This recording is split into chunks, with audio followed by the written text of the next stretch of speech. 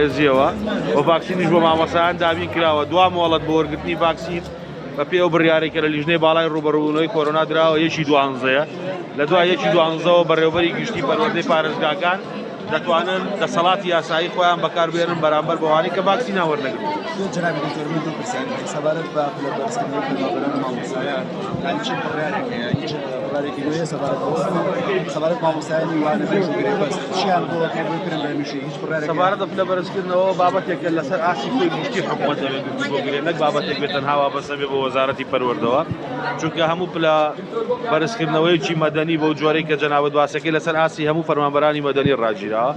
سەبارەت بە مامۆستایانی وانەبێژ ئێمە لەگەڵ وەزارەتی دارایی و دیوانی ئەنجومەنی وەزیران گەیشتینەوەی کە ڕێنمایی دارایی ژمارە 14 ساڵی 2021 دەبکەین و ئەو ڕێنماییە ڕوویا و تەرح و چارەسەری حکومەت بووە بۆ ئەوەی کە بتوانین دۆخی وانەبێژان بەرە باشتر بەرین. مامۆسای گرێبەستیشمان نەماوە ئێمە ئێستا بەس تەنها مامۆسای وانەبێژ و مامۆسای میلاکمانمەوە. مامۆسایانی وانەبێژیش هەم لە چوارچێوەی دارایی توانیمانە کۆمەڵێک پێوەری تازە دابنێن هەم لە چوارچێوەی پێدانی مافی معنەویش بۆ پێدانی مافی مۆڵەتوانش چوارچێوەی تازایان بۆ دانراوە و کۆمەڵێک مافی زیاتردا. ئەزانی من لە بەردەم ئەنجومەنی وەزیرانیش بەهار هەمیانم وتووە ئەوەی کە پێمان کراوە ئێستا ئەمەیە بەڕاستی و هەموو هەوڵێکمان داوە بۆی کە بتوانین تۆزێک دۆخی دارایی ئەوانیش بەرەوباشی بەرین و پێوەرەکانیش دیاری بکەین بۆ ئەوەی کە بتوانن مامۆستایانی وانەبێژ لە چوارچێوەیەکە کە وەزارەتی پەروەردە پێویستانە خزمەتی خۆیان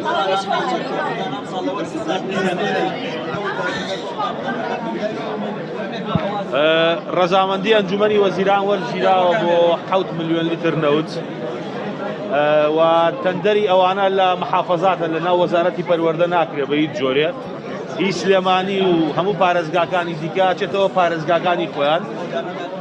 ئێمە ڕەزامەندیمان وەرگرتووە ڕەزامەندی ئەنجومەنی وەزیران بە دابینکردنی 7 ملیۆن لیتر نەوت وەرگیراوە بەڵام پرۆسەی تەندەرکردنەکەی لە پارێزگا ئەکرێت نەک لە بەڕێوەبەراتی پەروەردە گشتەکانی ئێمە نە لە دیوانی وەزارەتی شەکرێت بەڵکو لە محافەزەکانەکرێت بەڵێ بە پێی ڕێنمایەکانی خۆیان دەیە بۆی کرد. سلێمانی تەندەرەکەی ئەعلان کردووە پێماوەی 24/11 ئەگەر هەڵە نەبم فەتحێکە بۆ هەر بەڵێندەرێک دەرەچێت و دوای ئەوە توانێت دابینی بکە.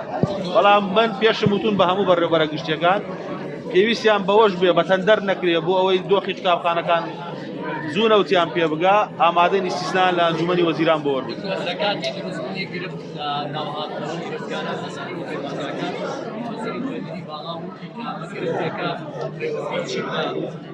مردی پەروەردە و خوێندنی باڵاشەوە باسی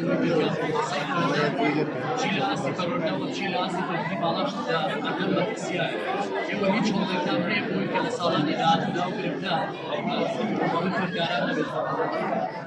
لە ڕاستی ئێمە ئەو بابەتەمان بە یەکەوە چارەسەر کردووە و لەگەڵ وەزارەتی خوێندنی باڵاوە هاوکاریان بووین و جەنابی وەزیر دەزانێت کە ئێمە لەو بابەتە بە یەکەوە کاری جدیمان کردووە.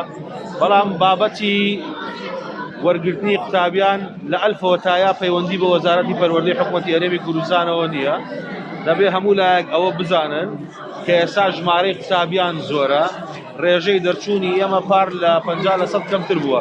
ئەو بابەتەمان لە چوارچێوەی سیاقی موەسسەسی لەگەڵ وەزارەتی خوێندنی باڵا چارەسەر کردووە بەڵام پلانی وەرگرتنی زانکۆکانی ئێمە داینانین و ئێمە ئیقراری ناکەین ئێمەش بڕیاری لێ نادەین وەزارەتی خوێندنی باڵا بڕیاری لێدا.